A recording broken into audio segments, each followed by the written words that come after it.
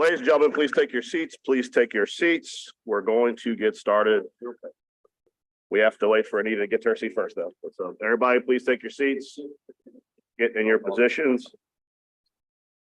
Just for those in the audience who are following via internet or the like, if the roll that started on such. One, the Granicus system is still out, so we will have to do voice votes on all items. Two, we will be taking the agenda out of order. So if you're here for confirmations, they will be going last on the agenda. So those are the two items I want to make sure everyone was aware of. We have a quorum, so Anita, please start the meeting. Roll call. Councilmember Morrell. Here. Councilmember Jeruso. Here. Councilmember Harris. Councilmember King is absent. Councilmember Green. We have a quorum. Thank you. First up, we have the approval of the minutes from the June 29th, 2023 Joint Utility Communications Technology and Governmental Affairs Committee meeting. Councilman Jeruso moves to approve the minutes. Councilwoman Harris seconds. All in favor? Aye. Any opposed? Hearing none, the minutes are approved. As I said previously, we are taking up appointments last. We are going to go in reverse order. So the first item on the agenda we'll take up is not adjournment. It will be the update on investigation commenced by resolution number RS 2385 regarding written communication by the mayor's office entitled City of New Orleans 2022 Recap and mailed out to Orleans Parish residents on January and February of 2023. So for those of you who are following, this is the infamous recall mailer, the mailer that was sent out that really created a situation where many residents and many officials felt that public dollars were being utilized to push a political agenda, which is absolutely against state law. Further, there were a lot of concerns about how a contract of this stature got through the procurement process. All committee members should have a binder, which contains a tremendous amount of information on this.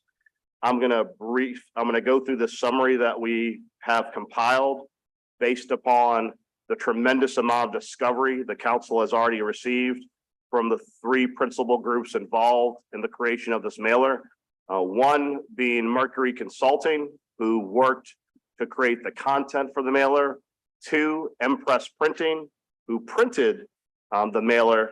And three, the New Orleans Mayor's Office of Communications. So the concise summary is as follows.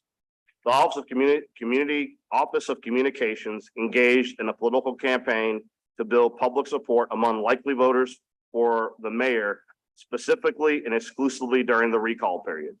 The office deliberately sought to violate city's procurement rules when engaged in Mercury Public Affairs, further the use of public funds to pay for the campaign, which prominently featured the mayor's name and image, is a clear violation of state law. The cost of the mailer campaign, as initially contemplated, would have cost nearly $600,000. Finding one, the mailer was a targeted campaign aimed explicitly to likely voters for the specific purpose of building public support for Mayor Cantrell.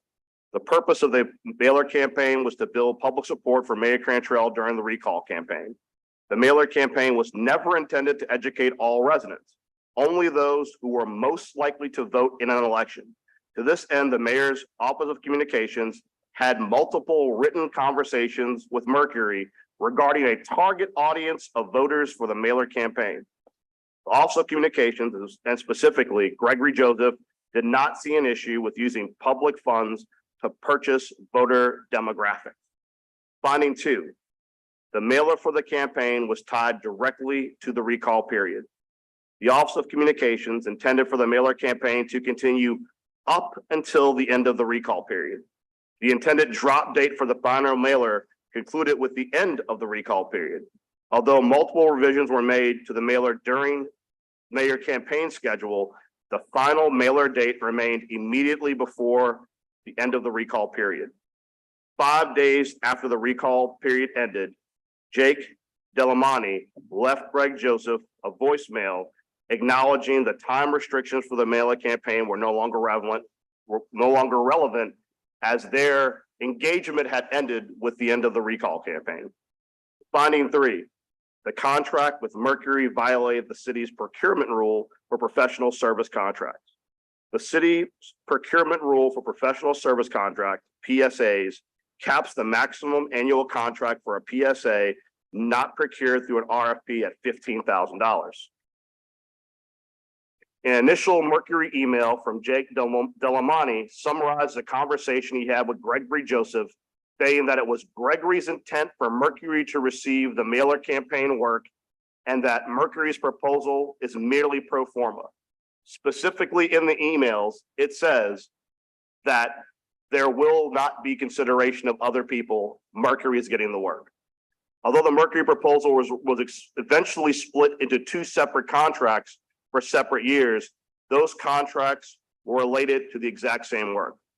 Gregory Joseph was informed of the city's public bid requirements in December 2022 and directed to split the contract into 2 separate agreements for 2022 and 2023. To be clear, the contract as contemplated in 2022 exceeded the $15,000 cap. So Mr. Joseph instructed Mercury to backdate and change it into 2 separate contracts below $15,000 as to not trigger the requirement that this be done as a public bid document. Chief Deputy Attorney Tracy Tyler believed that separating the Mercury contract into 2 separate agreements violated the city procurement rules. That was found also in the email. So when asked, the city attorney's office opined in advance, this did not meet the law. Finding 4, the mailer campaign served a partisan political purpose that violates state law. State law prohibits the use of public funds to pay for advertisements containing the name of a public official or that support a political position. It is a long-held opinion of the Louisiana Attorney General's office that any informational report from a public official bearing the photographs, names of the public official and his employees is a direct violation of revised statute 43111-1, as well as Louisiana Constitutional Article 11, Section 4, and revised statute 18-1465. The recap mailer sent to voters at a cost of $40,000 in public funds includes the mayor's name, clear political messaging aimed at building public support for the mayor. The mailer campaign, as originally planned by Mercury and the Office of Communications, included 12 mailers, some with clearly partisan political topics like crisis mayor problem solver, historic nature of the election, and accomplishment summary. Mercury specifically included mailer topics on fiscal responsibility to respond to negative coverage regarding the Cantrell administration's spending. Upon reviewing Mercury's proposal, the law department advised the Office of Communication that city contracts specifically prohibit the use of city funds for political activity. Though the mailer shrank in size from 12 mailers to 7, the topics continued to allude to political messaging. The Office of Communications deliberately sought to include photos of the mayor showcasing strong leadership and featuring city employees. Finding 5, the mailer campaign cost. Had the Office of Communications executed the mailer campaign as originally planned, it would have cost the city nearly $600,000. The Office of Communication contemplated a total of 12 mailers. The average cost for the printing and postage was $45,711.25 per mailer. The total cost to print and mail 12 mailers would have been around $548,535. The Mercury initial contemplated fee of $35,000 for their services. The figure was later revised down to $30,000 to evade procurement rules. The fee to Mercury included a charge of over $6,000 for a data file containing the targeted voter information. Ladies and gentlemen, these findings, and council members, you'll see in your tabbed binder, these findings were not done in a vacuum. These findings were done with specific communications and information supporting the findings and the efforts of the Office of Communication to purchase and distribute a political mailer while hiding the cost, and define the procurement rules. There are a couple of takeaways that we have initially in reviewing these findings. The first is, what can the council do? There are several things that this investigation highlighted. The first, that we have found at least one instance in which there was a concentrated effort to use the professional services agreement loophole to hide contracts that should have been publicly bidded. This is one instance, a glaring instance, where we actually see in a very specific way an effort by a department to do this, but we are not sure if this is the only instance in which this occurred. Because of the nature of this mailer, the fact that council authorized an investigation, we have proven this is a situation where the procurement rules were violated, but this could be indicative of a much larger problem. We do not know if this is but one instance in which we are seeing contracts split into multiple contracts to avoid going to public bid. As such, my office has already begun working with the other council members to draft an ordinance dealing with professional service contracts and agreements. That will be an effort to remove some of the flexibility from this administration and future administrations to unilaterally issue PSAs when we don't know how many are going out and how many are being done specifically to circumvent public bid. That is something that will be introduced next council meeting. There are obviously some other equally troubling issues that come out of this investigation. And I think the logical next step is to give the parties involved, especially those who are public employees, the opportunity to provide context to the wealth of statements we have in our possession. So to that aim, today the council is issuing subpoenas to two members of the communications department, Mr. Joseph and Ms. Thomas, to appear before this committee to answer specific questions related to this investigation. As said previously, these findings are largely based upon information collected through subpoenas for public documents.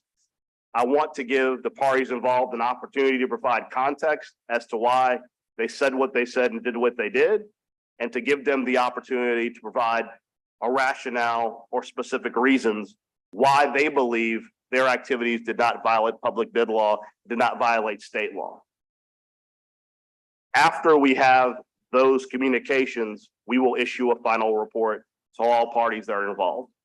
And if the council needs to take further action in regards to how we structure procurement, we will at that time. Are there any questions from the council members on the investigation? Mr. Druso. I don't have a question, but given the fact that these subpoenas will be issued, I don't want there to be any surprise what I'll be asking about. So for example, there is a December 6th email from Jake Delamy to City of New Orleans, or actually to Carolyn Riggs. The third paragraph says, the comms director for the mayor of New Orleans called and wanted a proposal from us. He wants us to get the business and hasn't gone to anyone else. So he says this is pro forma, but we still need to make it look good. Well, that's very interesting considering that that's not the way contracts above $30,000 are supposed to look. So when you talk about that, that is one of my chief concerns. My next concern revolves around the timing of the mailers and what the proposals were, including public safety win number 1, public safety win number 2, crisis mayor, problem solver, and historic nature of election, how those are factual in nature and not related to other matters. And then, council member, as you've already alluded to, there's a January 10th, 2023 email from the law department that says, I do not have a comfort level with separating the two agreements. So separating an agreement from $30,000 to $15,000 to avoid an RFP process to be merely a mechanism to circumvent the city's procurement rules. Let's plan to discuss tomorrow during our contracts team meeting. And in response to that, the procurement office says, my direction to Greg, presumably Joseph, was indeed to enter into a PSA for the month of December 2022 for a maximum of $15,000. Comply with the policy in place. This one could do another PSA for $15,000, 1 year max in 2023. Beyond that, we need to release one. It seems like you are clearly stating, number one, that you know what the policy is and that you are looking to break it.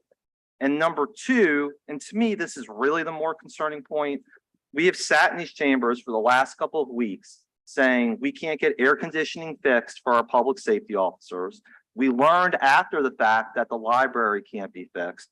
We have all of these problems that can't be solved in short order because of, in quote, procurement and legal issues. But when it comes to these mailers, we're going to figure out a way to circumvent the system and make it happen. So I hope those prepared are discuss that. I might also urge the procurement offices here as well, because given the fact that they seem to be the green light in spite of law, I want to know specifically why, when there is a directive that comes from one place for things that are mailed to voters, if you just identified that can happen, but when we need to serve the public and make sure services are being provided, we hide behind the rubric of policy. Thank you. In response, Councilman Jeruso, we will certainly review the email and also subpoena the relevant procurement office individuals who provide that advice and information. And as you said, we hear frequently during every one of your budget meetings that procurement's the problem, but it seems like not only is it not a problem, but there seems to be tremendous flexibility when it comes to certain types of procurement. Mr. Green, you have a comment? No, I don't have a comment. I look forward to the those who are going to come before us, coming before us with an explanation. If I were going to say, anything relative to the package that I've received, I appreciate the thoroughness of it. I do regret that when we're trying to share information with the public, that there was a focus so much on voters who might be likely to vote. If our intent is to try to share with the entire city the accomplishments of an administration that wasn't going to really be going back before the voters at that time. So it's important that this information that we have just be made available to people, to citizens. Was there more than just this mail done to share this very valuable information with our citizens? I don't have much to say because obviously the report speaks for itself and it's pretty thorough. But we do want to focus on sharing information with as many members of the public as we can, not focusing on just those who might be likely to vote. Well said, Mr. Green. Just as a final point, for those who are following, the subpoenas that will be issued today for the two individuals I named, that is for our August 16th meeting, which was our next GA meeting.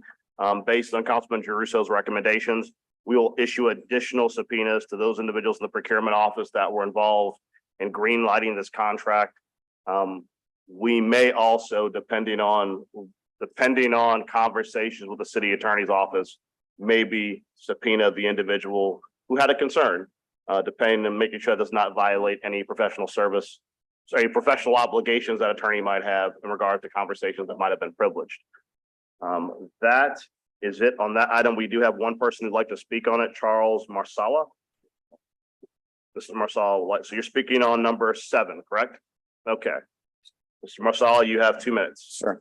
Thank you, guys. I actually wasn't here for that item, but I will throw in my 2 cents on this. Some other things you should look at right now in the marina, they are using stone pigment to do a $150,000 contract to HR&A advisors about developing the marina. This will be the 5th study. The first 4 have decided the area is saturated with restaurants and bars. It's not really feasible to develop the park.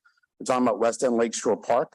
But by using stone pigment in law firms, these contracts are not available to the public to do public records requests. And if this feasibility study determines it's feasible to move forward, HR&A advisors, and the president is a former deputy mayor here from New Orleans, can get 2 more contracts for $150,000 to write the bid and do the evaluation of the bid. And the public cannot request that. So as you're looking to do things more publicly, I don't know if this is a violation of a law, but I think you should look at it. And it was also brought to my attention that when the airport was done, somebody sent me contracts where we did no bid contracts at the airport at $100,000 below the limit, and they were subsequently increased to over $4 million in a no bid situation. So there's a lot more, I think, at stake here, and I hope you expand your investigation into some of the other variables. Thank you. Thank you, Mr. Marsala. With that, that concludes our commentary on item 7. Like I said, as a recap, we will be issuing subpoenas. I just signed 2 just now. We will do the ones for the procurement office as well as the city attorney as appropriate, and that'll be for the August 16th meeting. Next up, we will go to item number 6, which is a discussion and vote on motion 22-516.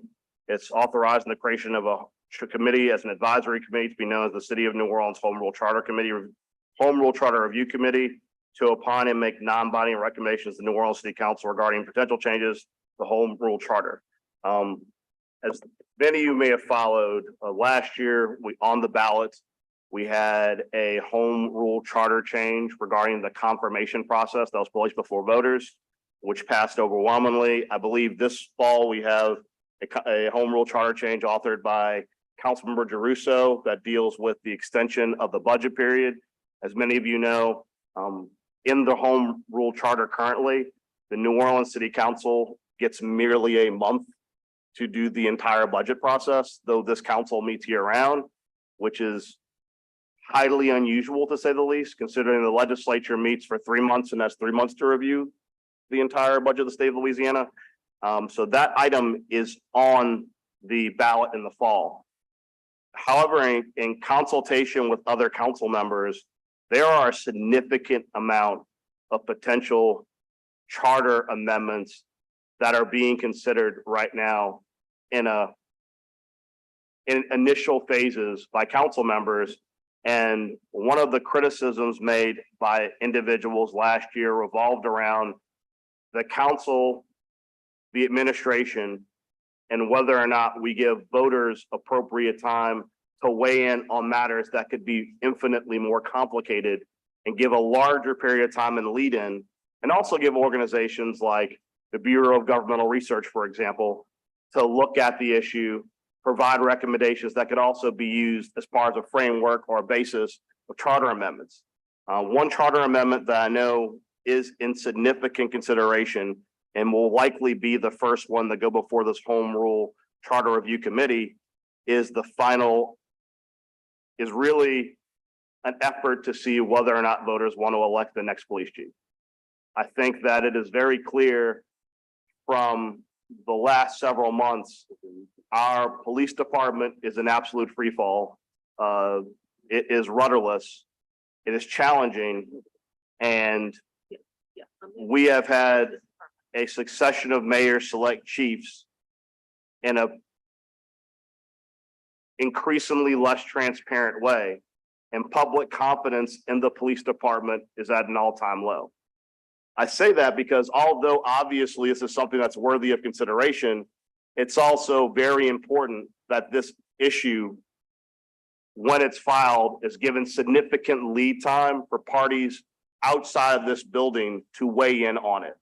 So with that, I'm moving forward on the Home Rule Charter Review Committee so that when we have issues of that magnitude, that would be a fundamental shift in the way the government operates with people. We want to give everyone who wants to weigh in on the issue the opportunity to weigh in. So that is why I'm moving forward on the creation of this committee. I do think for certain issues, specifically what Mr. Geruso has this fall, I don't think every charter amendment needs to go to this committee because some of them are pretty common sense. I think that whether or not the council should have 1 month or 3 months to review the budget is just fiduciary, just being a responsible fiduciary. I do think that for issues that are a fundamental sea change in government, we do need to have more opportunities for lead in. So with that, is there any conversation or comments on this item? Yes. Mr. I'd Mr. Green. I'd appreciate if you would explain to the public the process that might be involved with determining the members of the review committee. Pull up a statute for you, Mr. Green, and we can go. It's for the public, just so that, because people will call and ask, Absolutely. Let me give you 1 second.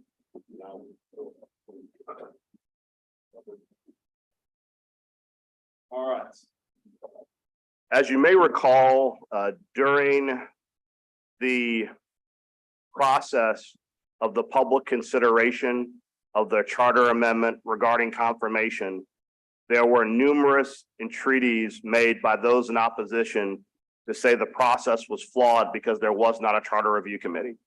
And as you might recall, and I think Councilman Harris had some comments on it, we had I would not say an olive branch given, more like an olive branch swung at our head the last week before the consideration of the charter amendment, where the administration suggested suddenly they wanted a charter review committee.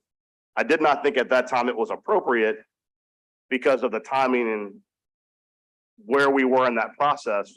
But I do think it's appropriate to have a committee such as this be somewhat freestanding and available to go through the process. In this current ordinance, the advisory committee shall be comprised of the following members: the chairman of the Governmental Affairs Committee or their designee, the New Orleans City Attorney or their designee, the executive counsel to the New Orleans City Council or their designee, the director of the Mayor's Office of Intergovernmental Relations or their designee, a representative of the Bureau of Governmental Research, a representative of the City of New Orleans Ethics Review Board, and a member of the Committee for a Better New Orleans.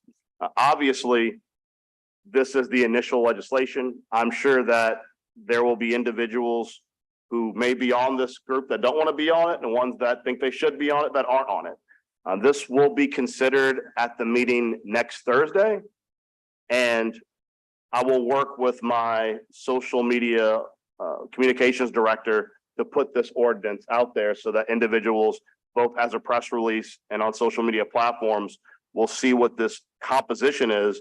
And if they have ideas or concerns and may want to suggest a different composition or make the case why they should be on it, certainly we'd be willing to do that before the meeting next Thursday. But I appreciate that question, Mr. Green. I also have a question, Council President. Is this committee meant to take public input?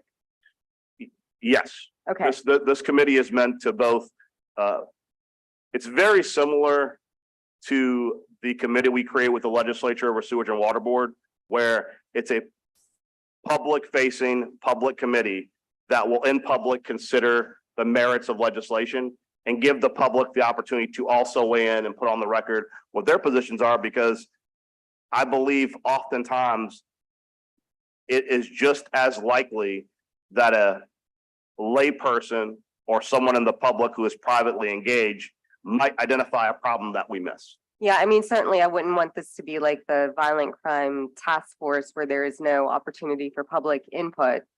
So certainly I think that making sure that there is opportunity for the public to engage with these people, whether or not this is the constitution of the committee or if it changes, I do think there needs to be public opportunity for input on the charter rule changes. That is an excellent point, Councilor Harrison. It's certainly the intent of this council that when we create committees through resolution and through statute, part of this process of having public engagement, part of this process of having these instruments advertised is because this council is trying to be as transparent and inclusive as possible. I think that is a huge difference from when you have committees that are not created in a transparent way and do allow themselves to be forward facing. So I appreciate that point and that comment. We have a quorum again. Okay, so are there any other comments? Hearing none, I will move to report item 6 favorably. Can I get a second? Seconded by Councilman Jeruso. All in favor, say aye. All opposed? This will be reported favorably. Next up, we have ordinance calendar 34288. The committee will consider an ordinance to amend and reordain section 7010 of the City of New Orleans to establish an exemption for contracts approved by ordinance. Ladies and gentlemen, as you know, we as a council have created a host of new checks and balances in government in regards to the council's oversight of CEAs and contracts that are signed. my staff, as well as our legal advisors, identified that, oh, did you have a comment on the last one? Did I miss? I'm sorry, come on up. Members, can we go back to item number 6, please? Thank you. Thank you, Number 6, Councilman I'm Morrell. sorry, Mr. Marcel, go ahead. No problem. Thank you. I do. I don't know if this is exactly on topic or it's related because it's on the charter and how we handle things. But I do think that we need to be publishing all videos or audios of commissions and committee meetings so the public doesn't have to do a public records request. And if that's how you deal with that in the charter or not, I don't know. Also, one of the things which was big in California, and I know that Jefferson Parish does, you have on the agenda the ability for public comments. And I know there's often times where I would want to maybe talk on an item and you don't have that ability here for items not on the agenda because state law says it only has to be if you're going to vote on it. So often we don't practice that in Orleans Parish, but other parishes and other states allow the public to comment on things that are on their mind.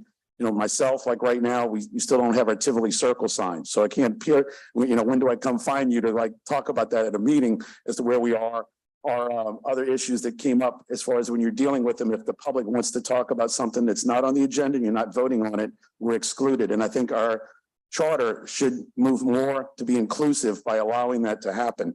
And that's, I guess, mainly the part I wanted to say is that the idea of public comments is something that many states and other jurisdictions have embraced. Thank you. Those are excellent points and certainly things that we could consider in the future. I do want to one point you said, Mr. Marcel, and I think this is important for the public to know. I think when you talk about the recording and transmission of audio and video of meetings, I think that's certainly something we're probably gonna have to consider in the charter, because all of the boards and commissions that have any authority to make binding decisions that affect the collection of tax revenue, zoning, whether fees or rates should be increased or reduced. I agree with you, those should all be public meetings. And what I would say is something that's very interesting. I think this is probably, I think Mr. Green would have been in government when this was the case. The Sewage and Water Board used to meet in the council chamber of the city of New Orleans. And when the Sewage and Water Board met in this chamber, it was easy back then on public access to watch a sewer and water board meeting, or as a person in the public, if you had a concern or recommendation, you could attend a sewage and water board meeting.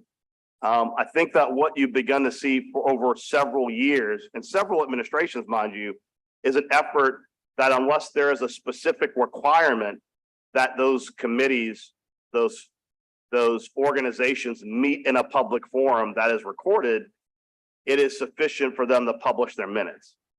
And the challenge there is that when you have minutes, basically you have a person who's either on the board or in the board employ paraphrasing everything that was said. And that is problematic because when you're making decisions based upon conversations and the public's only way to review that conversation is a paraphrased shortened version of it, it leads to a disconnect. So I do think that's something that the charter committee should consider. I think that many of the boards and commissions in the city, especially those, I mean, another one is the Industrial Development Board. It should be meeting in here. I mean, the reality is that if you're going to have the ability to grant tax abatements that affect your ability to collect revenue, arguably you should have your meetings at least in a public forum where the remarks can be recorded and taped and easily available.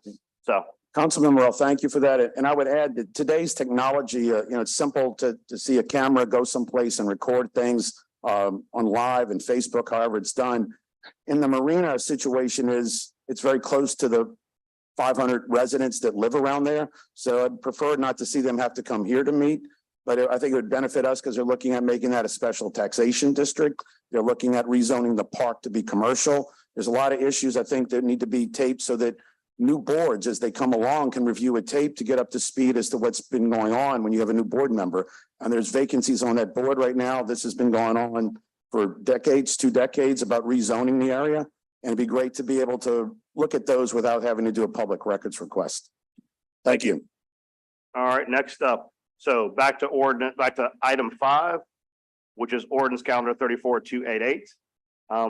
as I said previously, the council has worked diligently to have additional oversight over certain CEAs and contracts. However, there are instances in which specific CEAs or contracts are signed as the result of a statutory or charter requirement.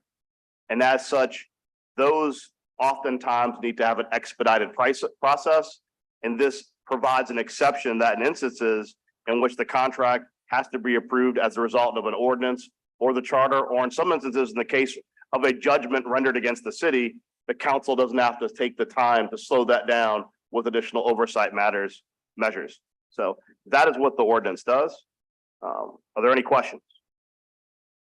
Hearing none, I will move that ordinance calendar number 34288 be reported favorably. Can I get a second? Second. Second by Councilman Green. All in favor? Aye. All opposed? Okay, it is reported favorably. Next up, number 4. We have to ask that they be on the consent agenda. I was gonna do that at the end. Okay. But thank you for reminding me, Councilman Green. Just a reminder, I will, for the items that are approved unanimously, I will request at the end, Ania, that they be added to the consent agenda. Number 4, discussion of council change to establish the appointment appearance waiver requirements. I felt this needed to be listed as an agenda item because I want to explain what has happened since last week.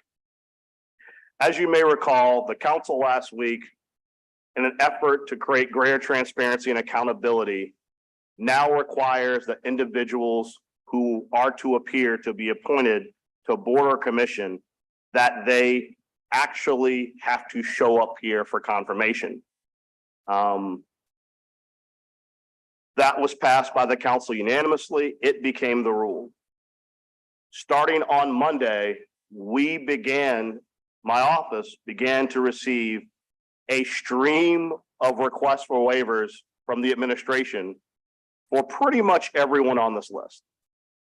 And it's challenging because it is obvious from the discussion of the rule, it's obvious from the rule itself, that was not the intent of the rule. To be clear, the city of New Orleans is not the CAO's office, and this is not Clean Fleet. We don't grant blanket exceptions to things that are important. In the interest of trying to provide clarity, there will be a rule change this week to establish specific criteria. But what I want to make clear to the public is that today, what you're going to see is the last grasp of this kind of activity. Because we did not provide specificity to the rule, I allowed the administration through Wednesday to submit a series of requests for those individuals to not appear in the form they so chose because we weren't not specific enough. That will be corrected Thursday. But what I will say is, in my opinion, this behavior absolutely violated the spirit of the ordinance. It is a complete lack of respect for this council, and it will not be tolerated again. I know that some council members wanted to provide a comment. Councilman Druso. Council member, thank you for bringing this. I'd like to point out that you're essentially codifying what the questionnaire says anyway. The last question, the very last question asked is, if requested, are you willing to appear before a council committee to testify and bring any pertinent documents which may be requested? Every single questionnaire I've ever seen has been checked yes. So why would it be any different to come to your confirmation proceeding? I don't understand. So I just think what you're doing is codifying what people have already agreed to, and that any stated opposition can't be realistic in light of what every single person who has ever completed one of these questionnaires, answer that question, has voluntarily said they're willing to do. Thank you. Thank you. Thank you. And for further clarification, the goal of having an individual appear is that problems can arise if the only thing we have to consider is your appointee questionnaire. You will see shortly where this actually occurs as a problem. When individuals show up, if there is a conflict with the misfilled out appointee questionnaire, it can be resolved by the person coming to the meeting and providing documentation and evidence to correct it. But when they don't show up and they waive, this council can only consider their appointment based upon what has been filled out on the appointment questionnaires. Going forward, just to kind of give a preview, the new rule will state very clearly, one, an appointee has to attest on an affidavit why they can't show up. And that is a public document. Two, that document has to be sent to the council person who is sponsoring their appointment, and that council person has to sign off on it. Three, as a public document, if the rationale given is not correct, it will be immediate grounds for removal and potentially consideration for perjury. Ladies and gentlemen, many of these appointments are very important. They're over boards that represent millions of dollars in contracting. And all of these boards, as many of us in a variety of lives have served on them, are extremely time sensitive, time intensive. If you cannot show up to a council meeting for 5 minutes to answer questions, you're severely making the case you probably shouldn't be serving on a board. So with that said, members, you will see another rule to rule change filed on Monday as a result of the antics of the administration. Anita, we will go to appointments. We will go through one by one. I will give council members the opportunity by appointment. Since Ms. Bolden has submitted all of these excuses on behalf of these individuals, I do also want to make it clear that should any of these excuses found to be not truthful, the individual who made the excuse, as well as the administrative official who made the excuse on their behalf, both will deal with the repercussions of it. So, Ms. Bolden, if you can come down and read the excuses by person, I would appreciate it. Or you can do it at the podium. As we go through each person, Ms. Bolden, if you could say what the excuse is, I would appreciate it. And after the excuse is read, if there's an issue with the appointment, the council member who has the issue or concern can do it at that time. We will begin with number A, which is the Audubon Commission, of which there are 2 appointments.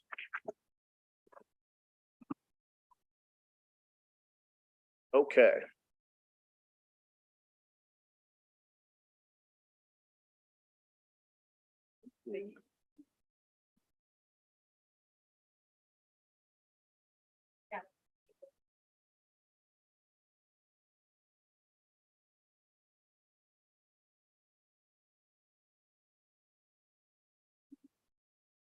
Good morning. I'm Valerie Bolden. I do not have the agenda, which is problematic. What I did share with you was, are the emails received from the 5 people who requested waivers for their appearances. This is just the, they're in order of when received, and it's the whole thread. I know we like to have things in writing. It's important. So for Audubon, Mr. Duncan requested a waiver. Ms. Bowden, before you begin, I do have a question. I'm looking at these emails and it looks like somebody, either you or somebody in your office sent the email, the first one on Friday, requesting them to come today. I did. So on Thursday is when this was passed. Yeah. And so then on Friday is when I sent out emails. We started getting them in. One person I think was on Friday. The rest of them, like we got one on Tuesday evening. Right. But that the time period had already closed to submit waivers. And so because this was a very short turnaround for a rule change, and we didn't necessarily have a process in place, so we very quickly created a process. We told them what had happened. I thank them all for serving, that you can see all of that here and how people responded. Like, oh yes, I have them, and here's their meeting. So what I can attest to is that these are the reasons that they provided. Okay, so I mean, given this new process in place, I hope that nominees will get additional notice that's Oh, not absolutely. less than a week before they're set to appear before council, because frankly, I see people have meetings or they're out of towns or whatever, but you know, they're getting the notice a Friday before Thursday. So Mhm. I guess my question to you is what time period? Will you give them a month's notice? I mean, I guess, will this go in the rules? So that's a very good question. I will say from my perspective, this actually, I appreciate you giving me the opportunity to express something else we often get. Mhm. I have received a tremendous amount of outreach from individuals who are constantly saying they're being told by the administration that council is holding up their appointments. This is something that I'm sure many of you have heard as council members from appointees who said, "Where is my appointment?" This committee endeavors, when we receive a request for an appointment and the proper documentation is filed, to have it done as soon as possible. We have had an anemic flow of appointments from the administration. In most instances, whether it be an ordinance or in state statute, it provides a period in which an appointment must be made. Mhm. It is incumbent upon the administration to determine when they want to notify someone, because we really can't legislate that. What we can do, part of the rule we're contemplating, Councilmember Harris, part of that is not allowing for appearance waivers 2 days or shorter out from the meeting. I can't control when the administration will notify someone of their appointment. And it is possible that someone could fill out a questionnaire the week before the meeting or 2 weeks out to make the agenda. It's possible they could fill it out months ago and not be submitted to us. So what I will tell you is we will create a clear indicator of when we expect to be notified in the window in which they can request a waiver, but we can't control when the administration is going to notify them. I think that's probably an internal process they're going to have to be responsible for. As I said, if there are other questions, we'll go through the appointments. First, we have the Audubon Commission. We have Mr. Kelly Duncan and Mr. Jared Jupiter. Can you please explain to us what they're? Mr. Jupiter's here. Okay, excellent. Mhm. Jupiter, come on down. Mhm. You're going to see how absolutely painless this process is when you show up. Come on down. Oh, I know Mr. Jupiter. It may not be that painless. Well, I mean, did you go to St. Aug? Did he go to St. Aug? That's exactly what I asked. Right, I'm like, no, don't run. Wait, did you go to Harvard? I did not. Okay, well, that's 2 strikes against Mr. Green. So Mr. Jupiter, really quick, I've got a super easy question for you. Sure. Why do you want to serve on the Audubon Commission? Sure. I want to say, one, thank you, for you guys' time. A couple of reasons. One of those reasons, growing up here in New Orleans, going to different institutions of Audubon, were some of my funnest moments. Now, even as a classroom teacher here in the city of New Orleans, my children, look forward to, attending, zoo trips and now to the aquarium as they get a little bit older. And I definitely want to be a part of the progress and change and being able to better govern all of our institutions that make New Orleans, the city of New Orleans. Oh, thank you. That's all I have. Does anyone else have any questions? Okay, I will move, and you provide the issue for Mr. Duncan, correct?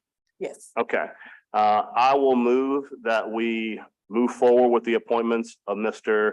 Kelly Duncan and Mr. Jared Jupiter. Can I get a second? Seconded by Councilman Jeruso. All in favor, say aye. Aye. All opposed? None. Those two appointments to the Audubon Commission are approved. Next up, we have the Board of Liquidation and City Debt, Mr. Chadrick Kennedy. Right, I just want to say thank Come you, on up, Mr. Kennedy. Mr. Jupiter. Mr. Jupiter, Yes. thank you very much for your service all the time. Mr. Jupiter, do you teach at St. Aug? No. I just want to make sure all the bases were covered. I appreciate you No, being here. no affiliation. No affiliation? That's why you got 4 votes. Does he, Appreciate you. does he work for Goodness the, does he work for the city of New Orleans? Right. Look, but he's passed by on AP tour. Right. Aaron. Okay. Mr. Chadrick Kennedy, I appreciate you being here today. Same super easy question. Because I serve on the Board of Liquidation and City Debt. Why would you like to serve on the Board of Liquidation and City Debt? So I heard it's challenging. It's challenging to stay awake. Well, But if you're up for it, yeah. So, Okay. my nature of business, you know, taxes, insurance, bonding, things like that make people go to sleep unless you love it. And so I'm excited to serve. All right, well, I will sit next to you and maybe you can make it more exciting for me. I'll So try. with that, does anyone have any questions for Mr. Kennedy? Hearing none, I will move that Mr. Chadwick Kennedy, seconded by council person, council lady Harris, all in favor? All opposed? Hearing none, you are approved. Thank you, Ms. Kennedy. Appreciate you being here. Thank you. Next up, we have the CBD HDLC, Mr. John Boyd and Mr. Darrell Dumestre. Mr. Demestre is here. Okay, Mr. Boyd did not respond, and so he's neither here nor asked for a waiver. okay. Let's take Mr. Dumestre, who is here. Same question. Why would you like to serve on this board that's got a very long acronym? Born in the city of New Orleans. I live in the warehouse district. So I'd like to, it's my first time serving on a committee and like to help out and give something back to the city. Oh, that is fantastic. Does anyone have any questions for Mr. Dumestre? Hearing none, we have to have a vote on both. I will separate the vote on each of these individuals. As stated, Mr. Boyd did not respond and did not provide an excuse as to why he cannot appear. So first up on Mr. Dumestre, who's present, I would like to move that we report his appointment favorably. Seconded by Councilmember Harris. All in favor, say aye. Aye. All opposed, say nay. Hearing none, you are approved to move forward favorably. Thank you. very much. Next up, Mr. Boyd, he had not provided an excuse, nor is he present. We must take a vote on Mr. Boyd's appointment. I think that his inability to provide an excuse in communication or show up speaks as to whether or not he might have the capacity and time to serve. Well, let me interrupt. You have an excuse? Well, I don't have an excuse, but I do know John Boyd. Okay, I know he's a good person. I don't have the timing of when the request was sent out. Again, my concern is that why don't we request was defer sent him? out on Thursday. If we defer his appointment, is there a time limit in which that will trigger a negative outcome? No. Okay, then Okay. we'll defer him to the August 16th meeting. Perfect. All right, so we don't have to have a motion on that. Mr. Boyd is deferred to the August 16th meeting. Mr. Chair, may I just clarify one thing so that there's clarity? We just approved this on Thursday, and you sent out notices the very next day. Yes. I don't think that we can ask for much more from you. So at the end of the day, I don't want it to be assumed that the administration didn't respond in a timely manner. To be clear, as stated in this instance, Mr. Boyd didn't provide a response. No, I'm not just saying that. I'm kind of saying that in general about some of the others as we go along. Well, There was, and I'm not blaming Mr. Boyd, because at the end of the day, look, there's an email in here that I haven't responded to. I don't even have to look at it right now. So I appreciate that, but we don't have much of a choice. I don't want to blame, in a way, Mr. Boyd. At the end of the day, if he didn't have a chance to respond, he'll have one. But the way we draw it up was that only the chair or the committee could, but we do have that option. Don't we have that option to the waive? option, yes, Mr. Green, the purpose of the rule is that we can provide a waiver. And as you've seen from several of the ones we've done, we've already provided waivers No, we have the ability to do it at this meeting if we wish. if we wished. Right. However, it's also appropriate when there's enough time to give an opportunity for a person to show up, we could simply defer their I appointment understand. until they show up. So I will move, well, I'll have to move. Mr. Boyd will be deferred to the August 16th meeting, at which point he could communicate with the administration or the new waiver process, or he can show up. Next up, we have John Jordan. Yes, he has submitted a request for a waiver that was approved. He's a reappointment to the City Planning Commission. Okay. We have the waiver. You just submit timely to my office based on the interpretation of the current rule. Does anyone have any comments on Mr. Jordan? I have a comment that if he is a reappointment, would we consider simply waiving the requirement to show up? I think that's something you could offer as an amendment next week if you'd like. If you're looking for an automatic waiver, No, not automatic. It's either on you or on the committee. That's the wording. I hear that, but he provided a rationale as to why he could not appear. We have accepted the rationale, so we're already waiving his presence to be here. Oh, I didn't hear you say that we were already waiving it. That's why there's no motion. We had discussed previously that all of the waivers that have been submitted by 10 a.m. last Tuesday were approved. So we don't have, okay, Yeah, that's so fine. though the assumption, because I said the rule was not specific, was that these are all okay. So that being said, I will move that Mr. Jordan be reported favorably and approved. Can I get a second? Second by Councilmember Green. All in favor?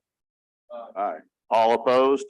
Hearing none, Mr. Jordan is approved. Next up, we have Ms. Gina Bertrand for the Downtown Development District. She submitted one as well, that was approved, a waiver, that is, Well, this is where we have an issue.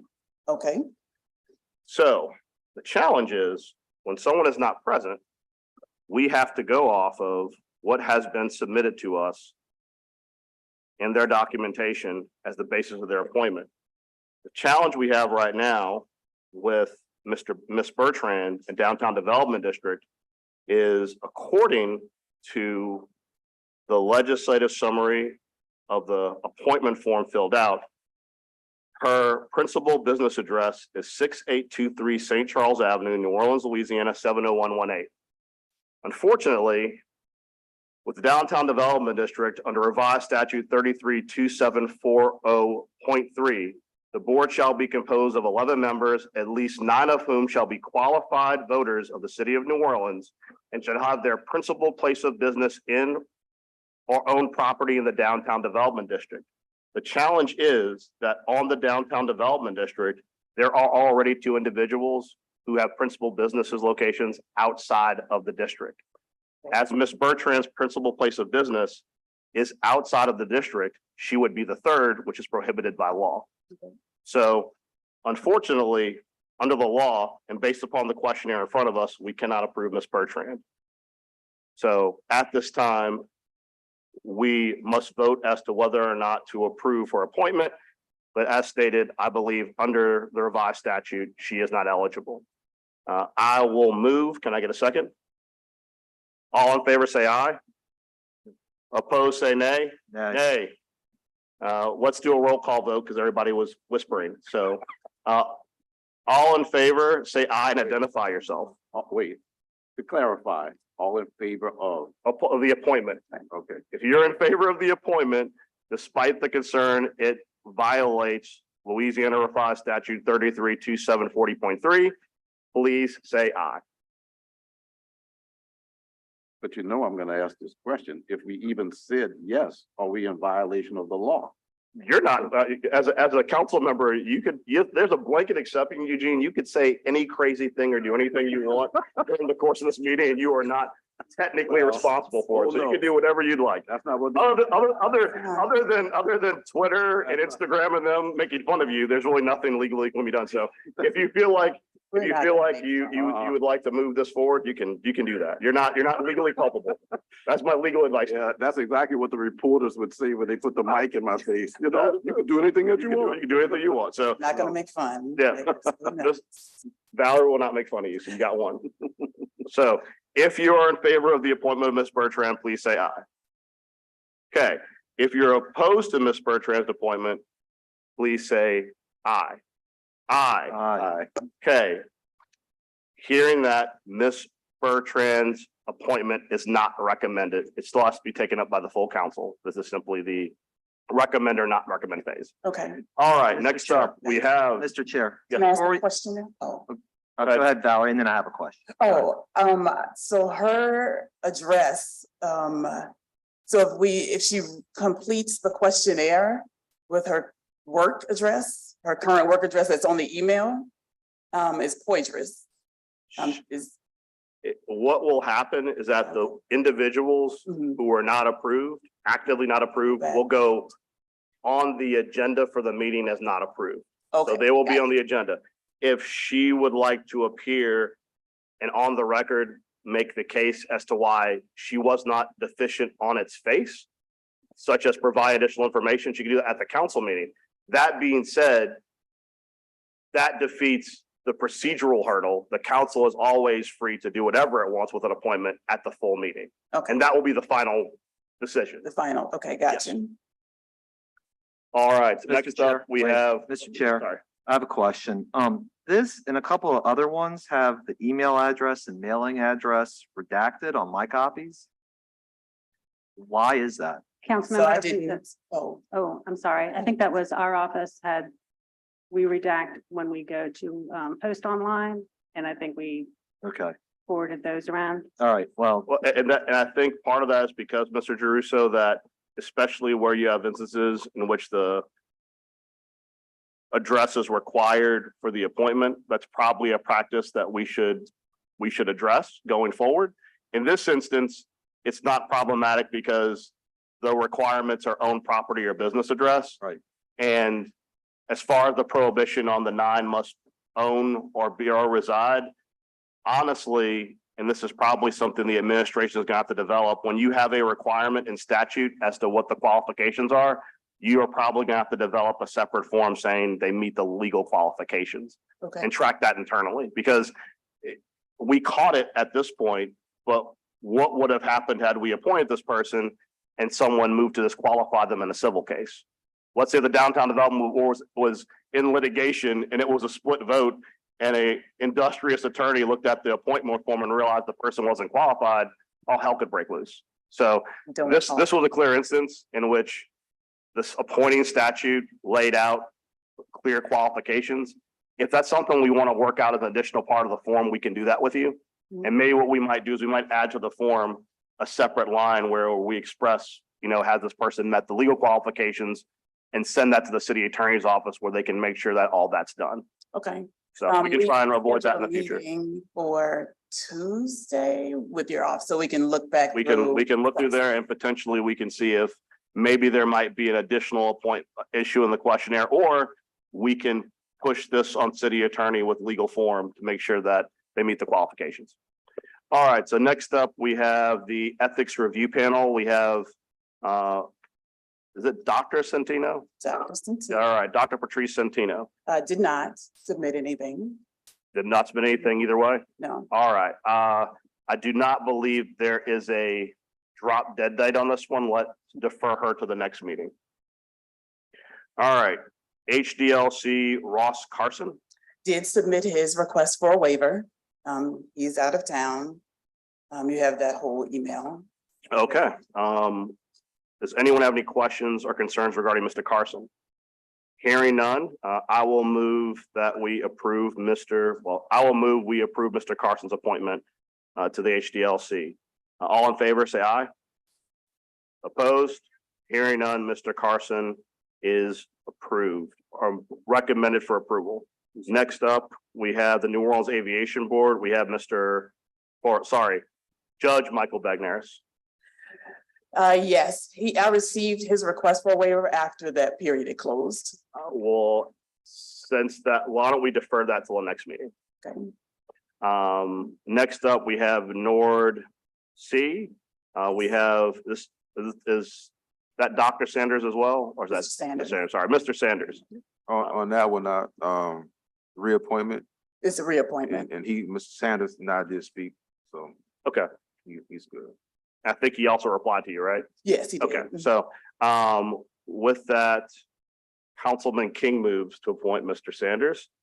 I will second. All in favor, say aye. Aye. Opposed? None.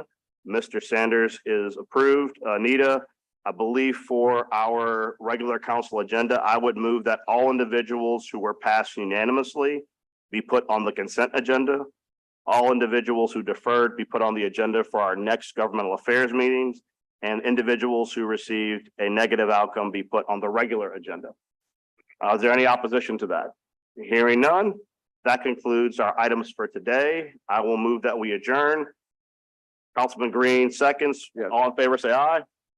Opposed? Hearing none, we are adjourned. Wait, JP, this is what I came here for. I'm sorry.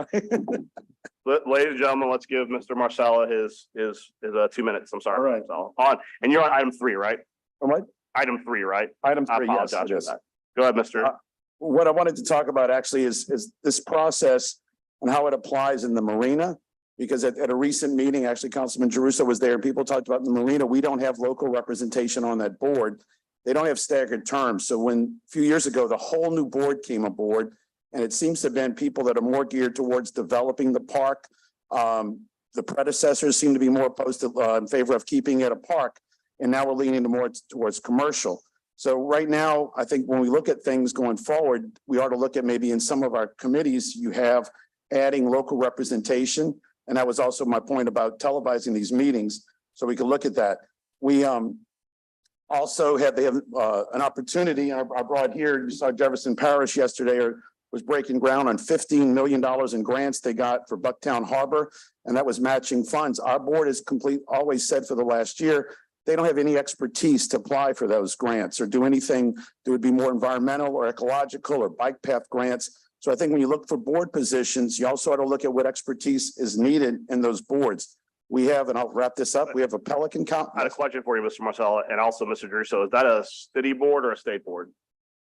Board. Is I it, think it's a city. is it in charter or ordinance? I think it's by order. Okay, well, I think Mr. Marcella, Mr. Druso and I'd be willing to work with you to amend the ordinance to address the issue you're talking about, because many of the issues you're talking about, if you believe that there's issues with staggered terms, that can be addressed in statute, as well as making sure certain members have expertise that would lend towards what you're saying, as well as maybe even looking towards whether or not there's some opportunities for grant writing help from the city of New Orleans. Right, and let me just real quick, Okay. 20 seconds more here. Adjoining that area is a pelican colony that comes in about 300 pelicans from the fall, mostly September to November. And one thought is that park was taken away from Park and Recs, Park and Parkways and put into the marina. It seems like they have the expertise to deal with environmental and park issues. So having a board that can address the better qualities and have the expertise of how to handle wildlife, especially endangered species and other things, which should be part of the requirement of the board. Thank you. Thank you, Mr. Marcelo. With that, we had a previous motion to adjourn, which was in order. It was approved, so we are adjourned. Thank you, ladies and gentlemen.